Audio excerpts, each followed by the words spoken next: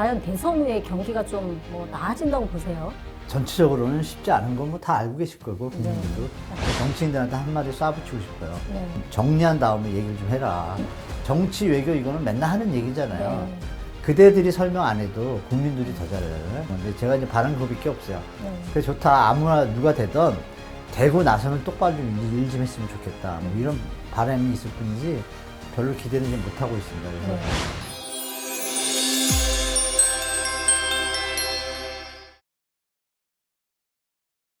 안녕하세요. 빅톡TV 여러분. 오늘 한문도 교수님 나오셨는데요. 오랜만에 나오셨어요. 네, 맞아요. 예, 저번에 인사 말씀, 나오고, 네. 네, 인사 말씀 오랜만에 또 부탁드려요. 뵀는데, 네. 지금 뭐 우리 정치상황이 좀 어지럽긴 한데 네. 곧 좋은 날이 누가 되든 올 것 같고요. 우리 빅톡 가족 여러분도 항상 그 건강이 제일 1번이더라고요. 그래서 이 또한 다 지나가잖아요. 그래서 우리 빅톡 가족 여러분 제가 자주 와야 되는데 자주 못 와서 죄송하고 항상 건강하시고 가정이 행복하시고 우리 빅톡 식구 여러분들 항상 행운이 가득한 날들이 계속 이어지기를 기원드리겠습니다. 빅톡 화이팅! 네, 감사합니다. 네. 네. 이제 대선이 코앞이잖아요. 네네. 근데 대선 뭐 후보들이 다 이제 경기가 너무 어렵다 보니까 경기를 좀 살리겠다. 이런 얘기를 하고 있는데 과연 대선 후에 경기가 좀 뭐 나아진다고 보세요?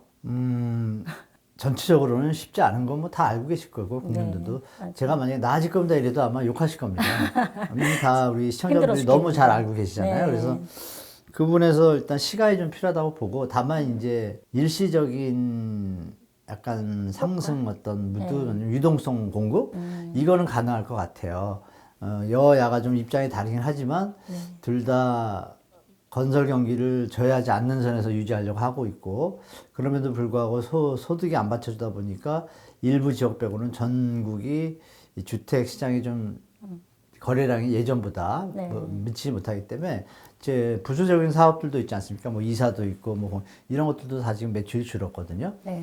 그리고 소비 감소가 지금 몇 분기째 이어지고 있기 때문에 그리고 특별히 여러분들이 아시게 대선 이후에 나아질 수 있는 건 이런 거죠. 뭐 만약에 야당 후보가 됐을 때 지역 화폐를 좀 보면 자영업자분들 그 일부 이제 시장 지역이죠. 지역 자체의 경제는 경제까지 나아질 수준은 아니고 그냥 소상공인들, 자영업자분들한테 조금 힘이 될 것 같고 나머지 막대한 재원을 투입할 수 있는 거는 별로 없다고 보거든요. 물론 뭐 국민 1인당 얼마 이렇게 하지만 너무 보편적으로 하다 보면 또 재정 너무 지출이 좀 많다 이런 또 비판도 있고 하니까 좀 결국 막 풀 수가 없는 상황이라는 거죠. 환경 자체가. 그럼 결론은 나아져 봤자 조금 나아지는구나. 그러니까 우리 아들이 뭐 4명이 있다 그러면 네. 큰아들한테 용돈을 더 줄 수 있잖아요. 뭐 이런 형태의 경제 약간 순환 효과는 있지만 전반적으로는 세계 경제 펀더멘탈하고 그 프레임을 따라가야 되니까 트럼프가 마무리 안 되면 이건 계속 진행형입니다. 그래서 우리나라는 그 와중에 또 인구도 감소하잖아요. 이런 부분들 때문에 10년 대계를 세우지 않는 한은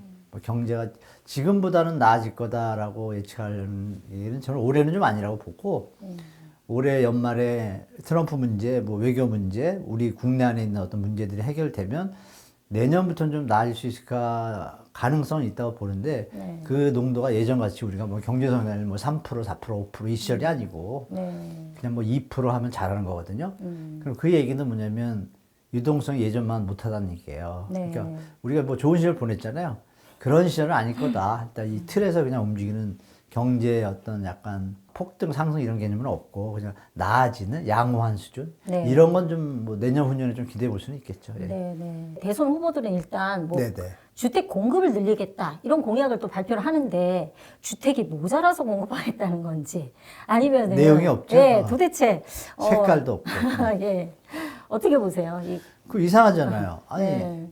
앵커님 그걸 어떻게 보셨어요? 주택 공급이 이제 해놓은구나 뭐 어떤 느낌이 있었을 거 아니에요? 어떻게 보셨어요? 뭐 시장에서는 뭐 올 5, 6월까지는 뭐 강남도 공급이 있었는데 뭐 내년부터는 본격적으로 뭐 이제 공급이 부족하다 입주물량 이런 없죠. 얘기를 맞아요. 하고 있어서 그 공급 부족에 대해서 지금 공급책 내놓는다고 해도 이게 뭐 벽돌 찍어내듯이 바로 집 지을 수 있는 건 아니잖아요. 미스매치죠. 예. 그래서 공약을 하긴 하는데 뭐 장기적인 그 플랜으로 보이는데 어찌됐든 또 일반 분들은 우리 국민들은 공급 확대하겠다. 그럼 공급 늘면 집값이 좀 떨어지면 나중에 사야 되나? 이런 생각까지 또 하실 수 있거든요. 근데 이번에는 기대하기 좀 힘들게 나왔잖아요. 네. 색깔도 없고 내용도 없고 뭐 양당 후보가 기억하시지만 저번 대선 때 270만 원 둘 다 얘기했잖아요. 완전 뻥카잖아요. 근데 이제 안 믿죠, 이제. 안 믿어요. 안 믿기 때문에 함부로 말을 못 하는 거예요, 둘 다. 양당 후보들이.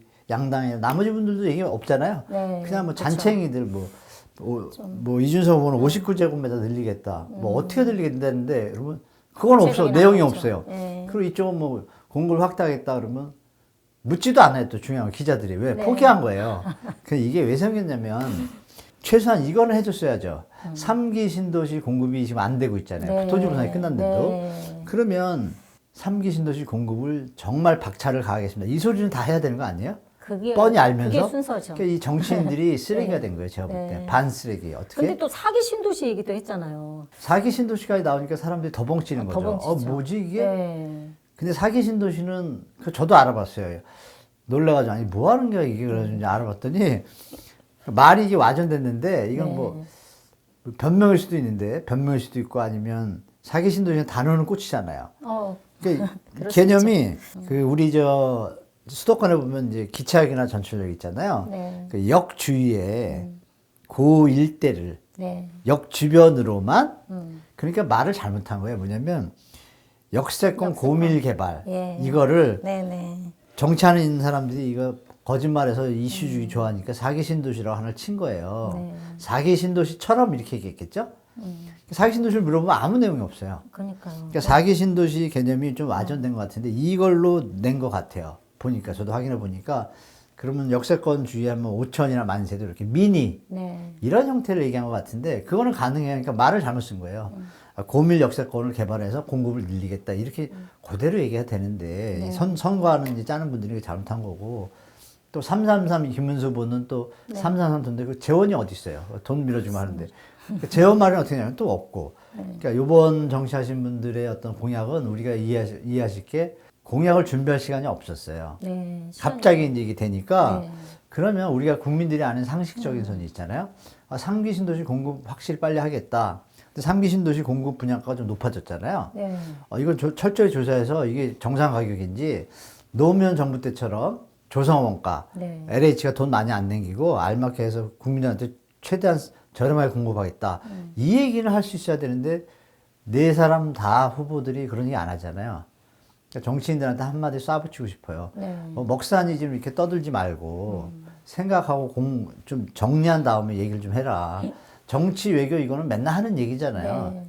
그대들이 설명 안 해도 국민들이 더 잘하잖아요. 그러니까 제가 볼 때 그냥 정치 이슈로 지금 대선이 되는 건데 제가 이제 바른 겁이 게 없어요. 네. 그래 좋다. 아무나 누가 되든 되고 나서는 똑바로 좀 일 좀 했으면 좋겠다. 뭐 이런 바람이 있을 뿐이지 별로 기대는 지금 못 하고 있습니다. 그래서 네.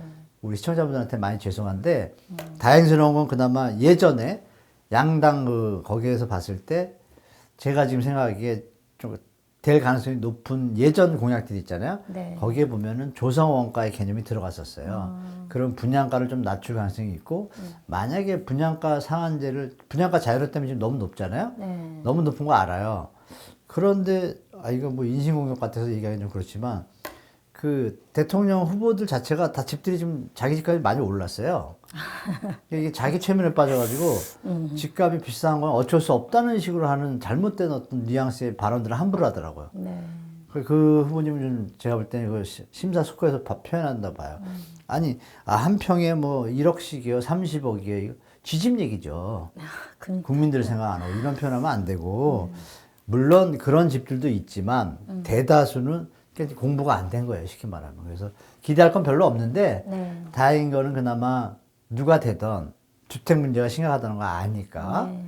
그때부터 들여다보지 않을까. 왜냐면 윤석열 정부도 주택 시장 좀 혼동스러울 때 100일 뒤에 발표했잖아요. 네. 그죠? 기억나시죠? 네. 그러니까 100일 정도 지나면 뭐 이렇게 짜가지고 제대로 좀 발표하지 않을까. 요번엔 좀 서민들한테 도움되는 정책이 좀 구체화됐으면 좋겠다는 좀 말씀드리겠습니다. 네네. 그리고 일부에서는 지금 대선 이후에 집값이 오를 것이다라고 예상하시는 분들도 계시거든요. 네네. 그러니까 역대 정부의 뭐 진보가 뭐 이렇게 잡으면 집값이 올랐다. 일부가 아니라 뭐 네. 갭투기하고 집 팔고 빠져나야 될 분들이 던진다고 봐요, 저는. 네. 그리고 이제 언론에서 이제 기사 캐치프레이즈로 보기 좋죠. 네. 진보 정권이면 역대 그랬다. 그래서 제가 제 개인 유튜브에서 역대 부동산의 대선 때, 대선 전으로 주택 가격이 상승하고 하락하는 것에 정리를 좀 했었습니다. 네. 그 요약을 말씀드리면 전두환 때 기억나시나요? 이건 대선이라고 할 수 없잖아요. 네, 우리나라 네. 쿠데타니까. 네, 그렇죠. 그 전두환 때 기억나시지만 79년도에 오일 쇼크 있었잖아요. 예. 그때 잡았잖아요. 그러니까 네. 79년 오일 쇼크 났고 뭐 멍 때리고 이제 사회 민심도 흉하고 이러다 보니까 정부에서 이제 80년도가 81년도에 택지개발 촉진법을 만들어요. 아, 주택 난도 있고 네. 민심도 안 좋으니까 삼천교육대 하면서 뭐 주거복지를 확 해주면 좋아할 것 같잖아요. 네. 근데 이걸 이제 해요. 법도 만들고 해가지고 하다가 조금 그때 만든 게 저거예요. 우리 개포, 상계, 목동 이거 연기 신도시 네, 네. 이때 한 거예요. 전두환 네. 때. 그래도 주택 정책은 잘했죠. 네. 제가 볼 때 공부를 했어요.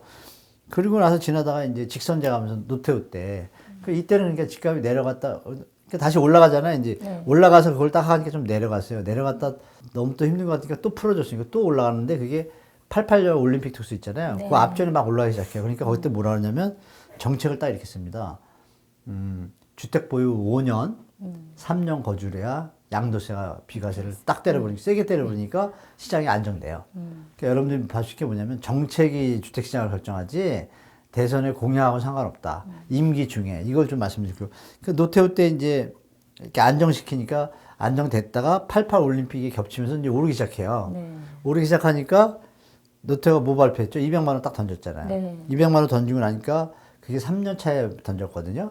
그래서 4년 차부터 내려가기 시작해요. 그러면 노태우 때는 선거 전에는 올랐고 다시 이제 선거 이후에는 이제 내리는데 그러니까 노태우 때는 전두환 때 내려놓은 게 다시 88 올림픽으로 뜨다가 대선과 상관없이 가고 있다가 뭐 대책이 없으니까 계속 간 거예요. 그러니까 올랐죠. 그럼 보수에서 올랐네요. 그죠? 그럼 이제 내렸잖아요, 정책으로. 그럼 또 보수라고 하긴 뭐하지만 김영삼 네. 연합체제 해가지고 있잖아요. 김영삼 대통령이 딱 되고 났는데 이미 입주가 시작된 거예요, 이제. 92년에 들어왔으니까. 그럼 92년부터 3년간 집값이 내려가요. 부동산 실명제까지. 네. 이것도 보수라고 볼 수 있잖아요. 어떻게 보면 보수 정권이었잖아요. 김대중이랑 이렇게 했으니까. 그러니까 내려가다가 올라가요, 다시 뒤에. 올라가는데 뭐가 터져요? IMF가 빡 터져버리잖아요. 네. 그러니까 진보 정권이 됐어요. 김대중이. 집값이 올랐나요? 떨어졌죠. 계속 떨어졌죠. 1년 동안 계속 3년 차까지 계속 네. 지지부진하다가 3년 차, 2년 차 때, 2년 차, 1년 차 이때 막 여러 가지 정책을 계속 던져요. 분양가 자유화, 뭐 또 대출 완화 이런 걸 계속 던지다 보니까 4년 차부터 이제 올라가기 시작해요. 그러니까 진보 정권은 내렸다가 뒤에 올랐잖아요. 오르는데 노무현 대통령이 이어서 됐잖아요. 네. 됐는데 이때 IMF를 극복하고 나니까 여러분이 생각하실 게 IMF 때 금리가 15%, 16%까지 갔잖아요. 근데 이제 노무현 대통령이 되고 나서 IMF가 좀 진정되고 나고 시간이 좀 흐르니까 금리가 다시 한 3%대로 내려온 거예요. 네. 위기가 터졌으니까. 그래서 예전에 비하면 너무 적잖아요. 그러면 보세요. 주택 가격이 이 정도 높았다가 올라갔다가 위기로 인해 가지고 많이 내려왔어요. 내려왔는데 금리도 내려왔어. 그럼 사기 좋잖아요. 네. 그러니까 노무현 때 이제 뜨는 거예요. 쫙 뜨니까 노무현 정부 때 또 4년 차에 분양가 상한제를 쓰잖아요. 4년 차에 분양가 상한제 쓰니까 집값이 잡히기 시작하잖아요. 네. 근데 거기에 뭐가 터져요? 글로벌이 빡 터진 거예요. 네. 그렇죠? 그러면 어떤 때는 초기에 오르고 어떤 때는 초기에 내리고 진보에도 왔다 갔다 하잖아요. 그리고 MB 때 박근혜 때 뭐 말씀 안 드려도 아시잖아요. 네. MB 때는 MB가 보수인데 네. 보금자리 반값 주택을 팍 던져버리니까 그때. 올라가다가 멈췄잖아요. 멈췄는데 박근혜 때는 이제 멈춘 게 너무 내려가지고 시장이 너무 죽어 또. 네. 죽으니까 박근혜가 뭐 했어요? 빚내서 집 사라. 집사라 막 했죠. 텄죠? 네. 텄는데 드디어 이제 진보가 또 다시 잡았어요, 문재인이. 그러면 전 정부에서 주택 가격이 오를 때 뒤에서 잡은 정부는 계속 이어지는 걸 일단 시작한다. 대선 이후에. 그죠? 네. 전 정부에서 내리고 있는데 잡았다. 그러면 내려가는 게 이제 이어진다. 그러니까 이어졌죠. 대선 뭐 진보 이거하고 상관이 없는 거예요. 우리가 냉정해 볼 게 아, 정부 정책과 그 당시의 경제 상황, 주택 시장의 상승기냐 하락기냐 이어짐이지. 그럼 우리가 이번 대선은 어떠냐? 진보 정권 그런 의미가 없는 거예요. 왜 의미가 없냐? 금리 환경도 다르고 대출 환경도 다르고 주택 가격 수준도 달라요. 왜 다르냐? 오를 때의 기본은 뭐예요? 금리가 낮고 주택 가격의 소득 대비 비중이 보통 한 소득 대비 한 10, 그러니까 10년치 서울로 말하면 이 정도일 때 주택 가격이 뛰었거든요. 네. 근데 지금 16, 17이에요. 아. 20에서 내려온 게. 너무 부담스럽죠. 그런데 금리는 어떻게 됐어요? 2배 됐잖아요. 네. 그럼 부담이 4배잖아요. 네. 올라가기 힘들다. 그런데 내년에 입주 물량이 적잖아요. 서울이. 네. 그러니까 전국적인 시장 예측이 아니라 서울은 상승 가능성이 존재하는 거예요. 입주 물량이 적으니까. 네. 근데 이게 만약에 수도권에 대체 물량으로 좀 빠져나간다 하면 그러면 MB 때도 입주 물량이 적었거든요. 서울에 만 몇천 밖에 안 될 때가 있어요. 그때 내렸어요. 뭐냐? MB가 보금자리 반값을 팍 던져가지고. 그럼 결론은 났죠. 누가 대통령이 되던 대선 이후에 어떤 정책을 피냐에 따라서 집값이 안정화되느냐 또 상승하느냐. 상승을 하더라도 어느 정도 제어할 수 있냐를 정하는 건 누구다? 경제 논리와 시장 논리도 있지만 정책이 되게 정책. 중요하다. 네. 막 어려운데 그냥 또 빚내서 집 사라 하면 올라가잖아요. 투기 바람이 부니까. 그럴 수 있죠. 이거를 이제 정부가 어떻게 할지 모르지만 어느 당이 대선 정부가 되냐에 따라 정책 방향이 나오겠지만 말씀하신 대로 일부 언론이나 이런 데서 뭐 진보가 잡으면 올랐다. 이거 근거가 없는 얘기다. 네. 근거가 없다는 건 제가 지금 말씀드렸잖아요. 네. 그러니까 우리는 그 뭐 선거판에 뛰어들지 말고 분위기를 봐야 된다. 아, 주택 가격이 얼마나 높은가? 우리 소득 수준, 경제 상황. 이것이 되게 중요하다. 그리고 마지막이 정책이구나. 네. 근데 이제 박근혜 때 기억하시지만 1년, 2년, 3년 차 때 계속 펌프인데 안 올랐잖아요. 네. 마지막에 뭘 했어요? 대출 완화. 그렇죠. 그럼 여기서 우리가 마지막 하나 든질 게 뭐냐면 스트레스 DSR이 7월에 시작하잖아요. 네. 요번에 그게 틀리잖아요, 환경이. 네. 그죠? 예전에는 정부가 스트레스 DSR을 적용하고 안 하고를 마음대로 했어요. 국제 결제 기준 그 사인을 한 게 2008년 11년이잖아요. 네. 그 뒤로 좀 환경이 달라요. 그래서 올해는 내년에 만약에 대출 규제가 계속 이어진다? 그랬을 때는 입주 물량이 부족해서 올라 상승하는 것이 제한적일 수 있다. 이것도 좀 예측하실 필요가 있다고 좀 말씀드릴게요. 네. 그러면 스트레스 DSR 3단계 이제 시행 말씀하셨는데, 네, 하죠. 예. 그게 부동산 시장을 좀 영향을 많이 좀 미친다고 보세요. 많이 미치는데 이것도 이제 좀 이런 표현 좀 죄송하지만 예. 부동산 모피아가 디플레이만 안 하면 영향을 많이 줍니다. 네. 디플레이라는 건 뭐냐면 이거예요. 예외 조항을 두는 거예요. 예외 조항을 둬가지고 어떤 경우에는 뭐 적용 안 한다. 이런 것들을 살살 넣는 게 이 부동산 모피아들 이 세계에 존재합니다. 제가 이거 나중에 양심 고백 한번 할 텐데 너무 많이 알고 있지는 않지만 너무 많은 사실을 제가 알고 있기 때문에 이제 그런 짓 좀 그만했으면 좋겠어요. 지금 미리 말씀드리는데 지분 무기지 그거 나왔잖아요. 네. 1억 갖고 뭐 10억. 10억짜리 집 사는. 그게 무슨 짓입니까? 지금 집값이 올랐는데 집값을 낮춰야죠. 물론 투자하거나 갭투기 하시는 분들은 좋아할 거예요. 그죠? 또 한 번 투기판 벌어지네? 다 이렇게 생각하잖아요. 네. 근데 그 짓을 왜 누가 하죠? 금융위원회가 하잖아요. 제가 아까 한 얘기는 연결돼요. 네. 그래서 금융위원회는 계신 분들은 정신 차리고 집값이 지금 높아가지고 국민들이 허덕이고 내수가 부진한데 그거 몰라서 그 짓 하겠어요? 뭐 거대한 카르텔이 있지 않나. 네. 저는 그렇게 보이고 있다라고 거의 확신하고 있어요. 그래서 저는 모르겠습니다. 이제는 뭐 이런 영화 이런 거 있잖아요. 많이 먹었다 아이가. 많이 벌었잖아요. 뭘 그걸 더 벌겠다고 청년들이 이렇게 씨름하고 있는데 그죠? 청년들이 요새 희망이 없잖아요. 우리나라 청년들 같이 똑똑하고 예의 바르고 그런 청년들이 어디 있어요? 너무한 거죠 기성세대가. 금융 모피아분들은 이제는 제발 제가 얘기하면 다 지금 보시는 분 다 인정하시죠? 제발 이제는 진짜 국가 국민을 위해서 다시 한번 우리가 예전에 아름다운 대한민국을 갔으면 좋겠다는 말씀 꼭 드립니다. 네.